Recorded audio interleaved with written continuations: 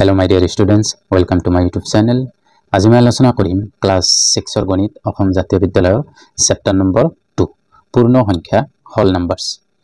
তো এতিয়া চোৱা পূৰ্ণ সংখ্যা কি বস্তু আকত হেতু জানিব লাগিব। পূৰ্ণ সংখ্যা মানে হল 0 ৰ পৰা আৰম্ভ কৰি অসীমলৈ যিমান সংখ্যা আছে সকলো সংখ্যাকে আমি পূৰ্ণ সংখ্যা বুলি কওঁ। ঠিক আছে।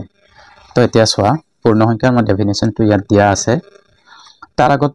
তোমালোকে জানিব লাগিব যে স্বাভাৱিক সংখ্যা কাক বলে। স্বাভাৱিক সংখ্যা কিমানৰ পৰা আৰম্ভ হয় আৰু কিমানলৈ শেষ হয়। ঠিক আছে।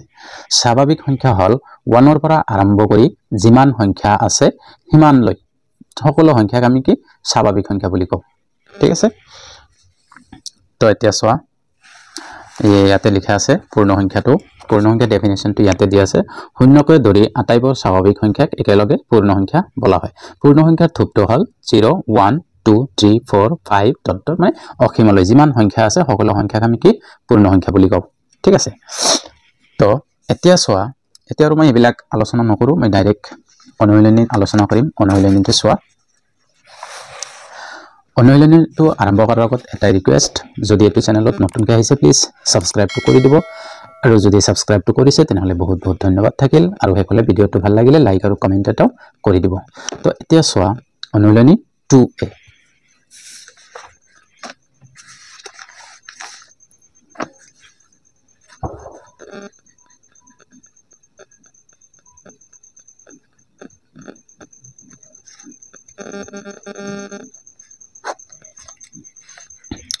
এক নম্বৰ কোশ্চেনটো দিয়া আছে কি আটাইতকৈ সৰু স্বাভাৱিক সংখ্যাটো কি।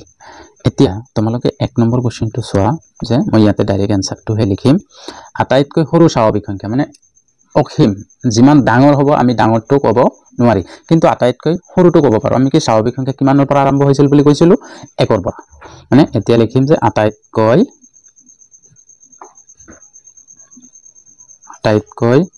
সৰু। ঠিক আছে। স্বাভাৱিক সংখ্যা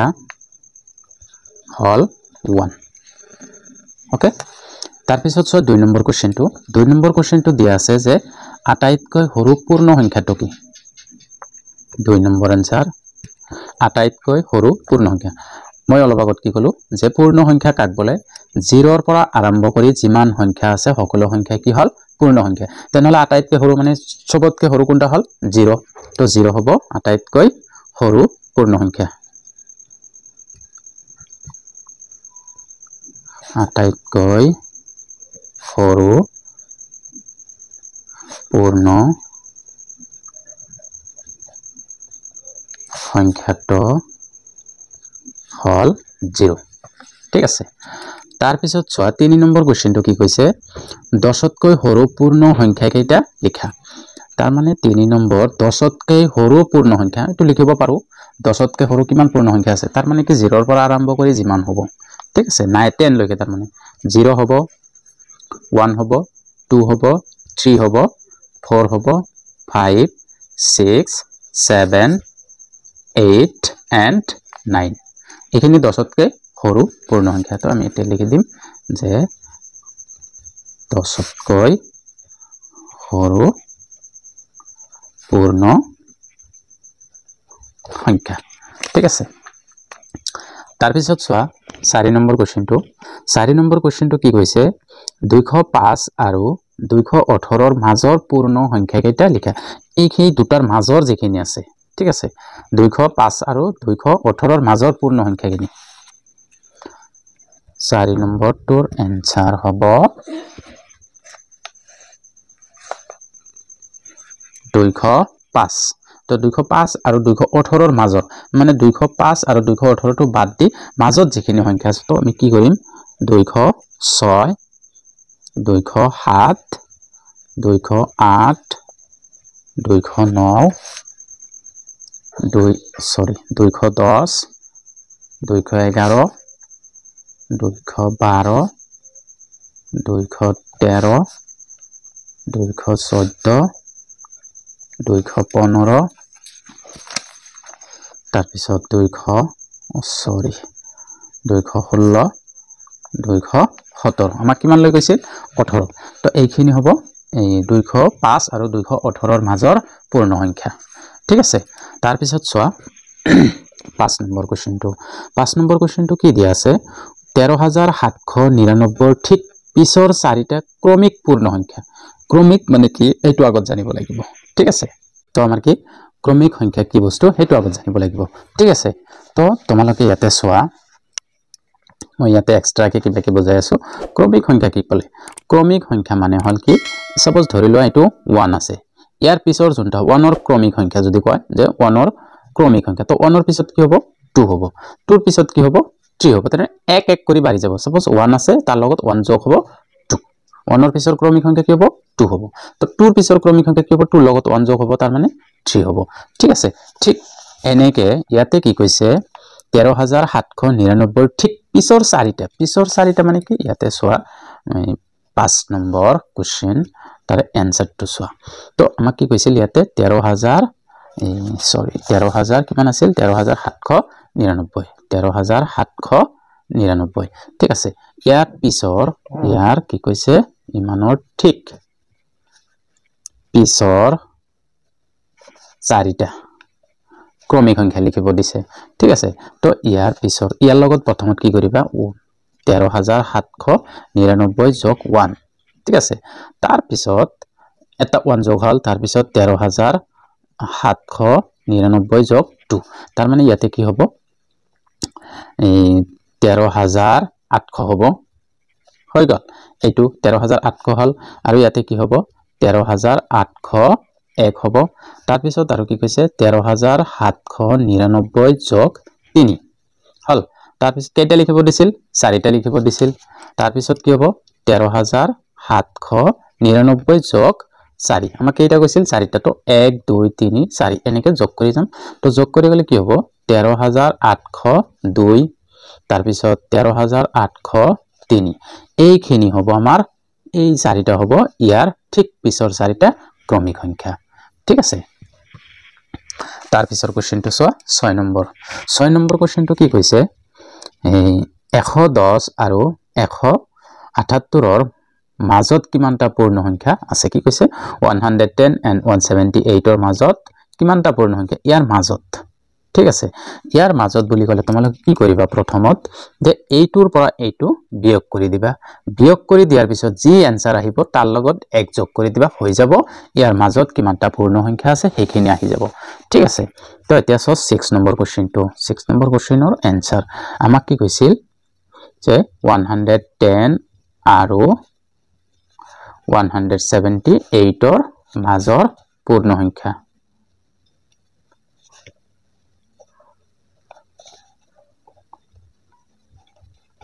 লিখিব দিছে ঠিক আছে তো তোমালোকে কি কৰিবা 178 minus 110 বিয়োগ কৰি দিয়া 78 ৰ পৰা 0 গলে কিমান 8 7 ৰ পৰা 1 গলে 6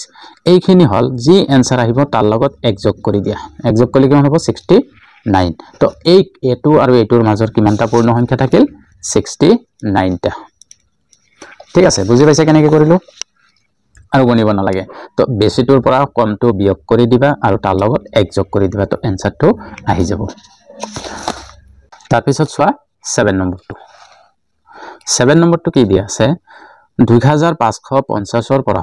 3780 লৈ মুঠতে কিমানটা পূৰ্ণ সংখ্যা আছে তো ইমানৰ পৰা ইমানলৈ মুঠতে কিমানটা পূৰ্ণ সংখ্যা আছে ঠিক আছে ইমানৰ পৰা যে এইটোৰ পৰা তো আৰম্ভ হল এটো লৈকে মানে ইয়াত যিমান আছে 100 এই লাষ্টত 80 আছে 80 লৈকে কিমান তো এইটোৰ পৰা এইটো বিয়োগ কৰিবা বিয়োগ কৰাৰ পিছত এক যোগ কৰি দিবা যোগ কৰি দিলে যিমান আনসাৰ আহিব হিমানটা পূৰ্ণ সংখ্যা আছে তো তোমালোকে চোৱা ইয়াতে 7 নম্বৰ কোৱেশ্চনটো আনসাৰ তো আমি কি কৰিম 2550 ৰ পৰা 3780 ৰ মাজৰ 80 লৈ মানে হেইটো ধৰিব লাগিব ঠিক আছে 80 লৈ মুঠ পূৰ্ণ সংখ্যা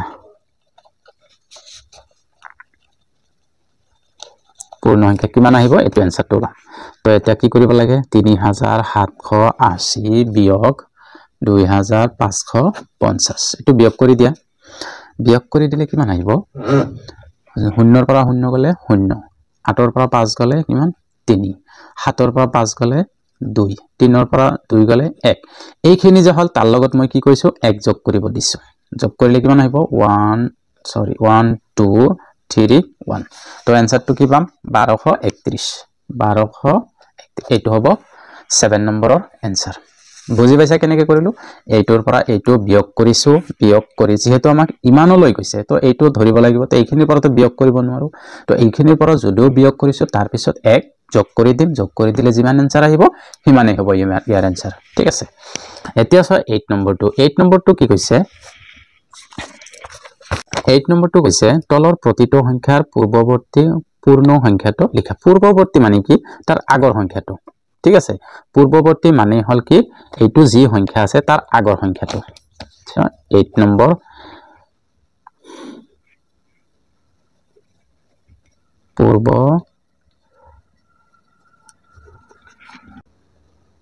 পূৰ্বৱৰ্তী পূৰ্ণ সংখ্যাটো সংখ্যাটো লিখা তো কাৰ লিখিব দিছে 1 নম্বৰটো চোৱা দিয়া আছে 758 ইয়াৰ পূৰ্বৱৰ্তী পূৰ্ণ সংখ্যাটো হ'ব কি পূৰ্বৱৰ্তী পূৰ্ণ সংখ্যা ঠিক আছে মই শৰ্টকে লিখিলো পূৰ্বৱৰ্তী পূৰ্ণ সংখ্যাটো কি হ'ব ইয়াৰ পৰা আমাক কি কৰিব লাগে 1 মাইনাস কৰিব লাগে 758 মাইনাস 1 ঠিক আছে পূৰ্বৱৰ্তী মানে কি 1 মাইনাস কৰি দিবা তো মাইনাস কৰি 7 8 ৰ পৰা 1 গলে কিমান থাকিব 7 5 to 5 এ থাকিল আৰু 7 7 এইটো হ'ব ইয়াৰ आंसर 757 তাৰ পিছত এইটোৰ পূৰ্বৱৰ্তী সংখ্যা তাৰ সবৰ পৰা কি কৰি দিবা 1 মাইনাস কৰি দিবা 2 নম্বৰ কি দিয়া আছে 8790 পূৰ্বৱৰ্তী পূৰ্ণ সংখ্যা কিমান হ'ব 8790 minus 1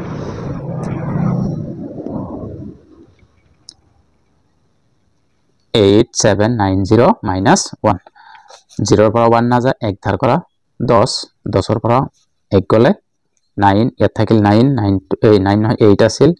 878 এইটো হ'ব ইয়াৰ आंसर ঠিক আছে তাৰ পিছত চোৱা 10000 3 নম্বৰ 10000 ইয়াৰ পূৰ্বৱৰ্তী সংখ্যাটো আমাক লিখিব দিছে ঠিক আছে পূৰ্বৱৰ্তী পূৰ্ণ সংখ্যা তো এইটো আমি মাইনাস কৰি দিম কিমান মাইনাস কৰিব লাগে 1 মাইনাস কৰিব লাগে 1 to মাইনাস কৰিলে কিমান হ'ব 0 পৰা না যায় 10 10 10 10 ৰ পৰা 1 গলে কিমান থাকিব 9 সবতে 9 আছে 9 লাইন লিখি দিয়া হৈ গল 9999 এইটো হ'ব ইয়াৰ आंसर তাৰ পিছত চোৱা 9 নম্বৰটো কি কৈছে 9 নম্বৰটো দিয়া আছে তলৰ প্ৰতিটো সংখ্যাৰ পৰৱৰ্তী পূৰ্ণ সংখ্যা পৰৱৰ্তী আগত আছিল কিমান 8 নম্বৰটো আছিল পূৰ্বৱৰ্তী এতিয়া হল কি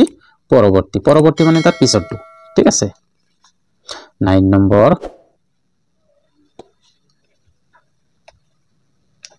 পৰৱৰ্তী পূৰ্ণ সংখ্যাটো লিখা 1 নম্বৰ কোশ্চেন 1 নম্বৰটো দিয়া আছে 1015 ইয়াৰ পৰৱৰ্তী যেতিয়া পৰৱৰ্তী বুলি কব পান পিছৰটো কব তাৰ লগত কি যোগ হ'ব 1 যোগ হ'ব আগত কি কৰি দিছো পূৰ্বৱৰ্তী মানে 1 বিয়োগ কৰি দিছো আৰু পৰৱৰ্তী মানে হল কি 1 যোগ কৰি দিম পৰৱৰ্তী পূৰ্ণ সংখ্যা ঠিক আছে এক কি কৰি দিম যোগ কৰি দিম 1015 যোগ 1 আগত কি কৰিছো 1 বিয়োগ কৰি দিছো এতিয়া কি কৰি আছো 1 যোগ কৰি আছো যোগ কৰিলে কিমান হ'ব 1 আৰু 5 কিমান 6 আৰু 1 0 এইটো হ'ব ইয়াৰ आंसर ঠিক আছে বুজি পাইছে এইটো পৰৱৰ্তী মানে যোগ কৰা আৰু পূৰ্বৱৰ্তী মানে 1 বিয়োগ কৰি দিয়া তাৰ পিছত চোৱা নেক্সট 2 নম্বৰ 8999 8999 পৰৱৰ্তী ঠিক আছে পৰৱৰ্তী পূৰ্ণ সংখ্যাটো কি হ'ব মই ডাইৰেক্ট কৰি দিও 899 যোগ 1 ঠিক আছে যোগ কৰিলে কিমান হ'ব 9 আৰু 1 যোগ কৰিলে 10 10 0 7 1 1 আৰু 9 10 10 0 7 1 1 আৰু 9 10 10 0 7 1 এটো হ'ব 9 এটো হ'ব ইয়াৰ आंसर ঠিক আছে তাৰ পিছত চোৱা 3 নম্বৰ এটো হ'ব 10001 এটো তোমালোকে ইয়াতে লিখিলো যে এটা দুটা তিনটা চাৰিটা পাঁচটা এটা দুটা তিনটা চাৰিটা আৰু 1 10000 একক দহক শতক হাজাৰ অযুত লাখ একক দহক শতক হাজাৰ অযুত লাখ ঠিক আছে 1 লাখ 1 এটো হ'ব ইয়াৰ आंसर তাৰ পিছত চোৱা মই ইয়াতে এইখিনি ডাইৰেক্ট নিলিখো ইয়াতে কৈ দিম গটেখিনি তোমালোকে চাই লোৱা 10 নম্বৰ কোশ্চেনত কি দিছে সত্য নে অসত্য এটো আমাক লিখিব দিছে এটো সত্য হয় নে নহয় 1 নম্বৰ কোশ্চেনটো দিয়া আছে 0 এটা স্বাভাৱিক সংখ্যা তোমালোকে আগতে চাইছা 0 টো কি স্বাভাৱিক সংখ্যা হয় নেকি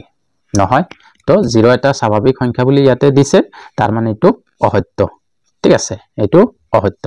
2 নম্বৰ কোশ্চেনটো দিয়া আছে 1 ৰ পূৰ্ণ সংখ্যা 1 পূৰ্ণ সংখ্যা নহয় এতিয়া চাও আমি কি জানো পূৰ্ণ সংখ্যা মানে কি 0 ৰ পৰা আৰম্ভ কৰি যিমান সংখ্যা আছে সকলো সংখ্যাক আমি কি বুলি কও পূৰ্ণ সংখ্যা বুলি কও তো 1 টো কি ইয়াৰ মাজতে পৰে তো 1 টো কি হ'ব পূৰ্ণ সংখ্যা হয় হ'ব কিন্তু ইয়াতে কি লিখিছে নহয় বুলি তাৰ মানে এটো অসত্য 3 নম্বৰ কোশ্চেনটো চোৱা শূন্যৰ বাহিৰে বাকি সকলোবোৰ পূৰ্ণ সংখ্যাই স্বাভাৱিক সংখ্যা আমাক কি কৈছে শূন্যৰ বাহিৰে তাৰ মানে শূন্যক বাদ দি ঠিক আছে শূন্যৰ বাহিৰে বাকি সকলোবোৰ পূৰ্ণ সংখ্যাই স্বাভাৱিক সংখ্যা তোমালোকে তো জানিবা যে স্বাভাৱিক সংখ্যা কাক বলে মানে 1 ৰ পৰা আৰম্ভ কৰি যিমান সংখ্যা আছে সকলো সংখ্যা কি স্বাভাৱিক সংখ্যা তো ইয়াতে কাক বাদ দিছে কেৱল 0 ক বাদ দিছে তাৰ মানে এটো শুদ্ধ 4 নম্বৰ কোশ্চেনটো চোৱা 1 ৰ পূৰ্ববৰ্তী সংখ্যাটো এটা পূৰ্ণ সংখ্যা 1 ৰ পূৰ্ববৰ্তী মানে কি আগৰটো 1 ৰ আগত কি আছে 0 আছে তাৰ মানে কি 1 ৰ পূৰ্ববৰ্তী সংখ্যাটো এটা পূৰ্ণ সংখ্যা আমাৰ 0 টো কি পূৰ্ণ সংখ্যা হয় তাৰ মানে এটো ৰাইট ঠিক আছে 5 নম্বৰটো চোৱা পূৰ্ণ সংখ্যাৰ সংখ্যা সীমিত পূৰ্ণ সংখ্যাৰ সংখ্যা সীমিত নেকি আমি কি জানো 0 ৰ পৰা আৰম্ভ কৰি যিমান সংখ্যা আছে সকলোবোৰ সংখ্যাই কি পূৰ্ণ সংখ্যা তাৰ মানে সীমিত নহয় অসীম হয় তো এটো কাটা যাব 6 নম্বৰটো চোৱা সকলো স্বাভাৱিক সংখ্যাই পূৰ্ণ সংখ্যা ইয়াতে চোৱা কি কৈছে সকলো যিমান স্বাভাৱিক সংখ্যা আছে সকলো সংখ্যাই কি হয় পূৰ্ণ সংখ্যা হয় তাৰ মানে কি পূৰ্ণ সংখ্যা কোনখিনি 0 ৰ পৰা আৰম্ভ কৰি যিমান সংখ্যা আছে সকলো সংখ্যা যেটো পূৰ্ণ সংখ্যা হয় তো স্বাভাৱিক সংখ্যা কোনখিনি আছে 1 ৰ পৰা আৰম্ভ কৰি যিমান সংখ্যা আছে সব কি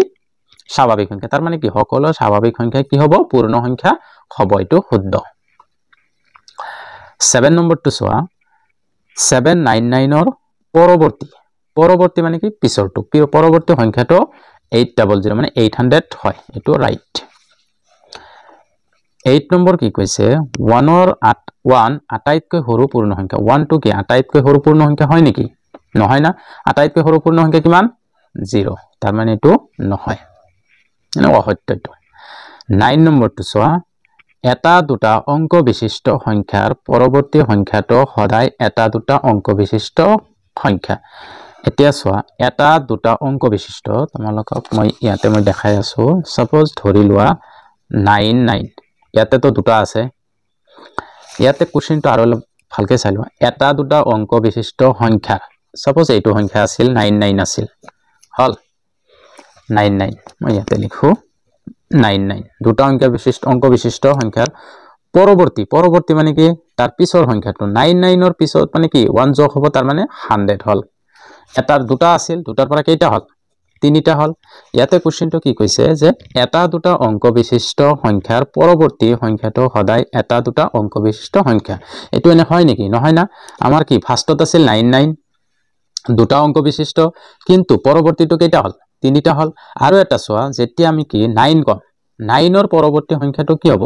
10 হ'ব এটাৰ পৰা কেইটা হল দুটা হল তাৰ মানে এটো আমাৰ শুদ্ধ নহয় এটা দুটা অংক বিশিষ্ট সংখ্যাৰ পৰৱৰ্তী সংখ্যাটো সদায় এটা দুটা অংক বিশিষ্ট নহবও পাৰে কেতিয়াবা হয় সপোজ ধৰি লোৱা 7 ৰ পৰৱৰ্তী কি হ'ব 8 হ'ব তাৰ মানে এটো হয় ঠিক আছে 7 ৰ কি 8 হ'ব তো এটো হয় সপোজ 89 ৰ কি হ'ব 90 হ'ব তাৰ মানে হয় কেতিয়াবা নহয় সকলো সময়ত নহয় তাৰ মানে 10 নম্বৰটো কি দিয়া আছে যিকোনো দুটা পূৰ্ণ সংখ্যাৰ মাজত সদায় এটা পূৰ্ণ সংখ্যা থাকে তাৰ মানে কি যিকোনো দুটা পূৰ্ণ সংখ্যাৰ মাজত পূৰ্ণ সংখ্যাই থাকিব বাকি নৰ কি থাকিব ঠিক আছে এটো ৰাইট হয় সংখ্যা ৰেখাত 25 সংখ্যাটো 23 ৰ সফালে থাকে সংখ্যা ৰেখাত কি 25 সংখ্যাটো 23 ৰ সফালে থাকে সফালে কোনবিলাক থাকে যিখিনি ডাঙৰ সেইখিনি আমাৰ কি থাকে সফালে থাকে আৰু সৰুখিনি কি থাকে বাওফালে থাকে মানে 0 সাপোজ ধৰিলো এইটো সংখ্যা ৰেখা এইটো এটা কি সংখ্যা ৰেখা এইটো কি 0 পয়েন্ট এইখিনি আমাৰ কি পজিটিভ সাইড খিনি আৰু এইখিনি আমাৰ কি পজিটিভ এইখিনি কি নেগেটিভ মানে বাওফালে সদায় কি থাকে সৰু সংখ্যা বিলাক থাকে আৰু সফালে কি থাকে ডাঙৰ সংখ্যা থাকে তো ডাঙৰ সংখ্যা মানে কি 25 সংখ্যা ৰেখাত 25 সংখ্যাটো 23 ৰ সফালে থাকে এটো ৰাইট হয় সংখ্যা ৰেখাত এই সংখ্যাটো 3 ৰ বাওফালে থাকিলে a এই 3 টো 8 কৈ ডাঙৰ 3 টো কি 8 কৈ ডাঙৰ হ'ব তাৰ মানে কি সংখ্যা ৰেখাত এই সংখ্যাটো 3 ৰ বাওফালে থাকিলে যদি কি 3 ৰ বাওফালে থাকে তাৰ মানে বাওফাল মানে কি সৰু যদি বাওফালে থাকে তো কি হ'ব লজিকটো কি হ'ব শুদ্ধ হ'ব যদি a সংখ্যাটো 3 ৰ বাওফালে থাকে লজিকটো কি হ'ব এটো কি হৈ যাব সৰু হৈ যাব তো ইয়াতে সৰুই দেখা হৈছে তেনলে ৰাইট হ'ব ঠিক আছে আজিৰ ভিডিওত এটো এক্সাৰসাইজ মই হেক কৰিলো আৰু নেক্সট ভিডিওত এক্সাৰসাইজ 2b টো আৰম্ভ কৰিম আৰু যদি এতিয়ালৈকে চেনেলটো সাবস্ক্ৰাইব কৰা নাই প্লিজ সাবস্ক্ৰাইবটো কৰি লোৱা আৰু কাষত থকা বেল আইকনটো টিপি লবা আৰু মই এনেকুৱা ভিডিও দিয়েই থাকো ৰেগুলাৰ ধন্যবাদ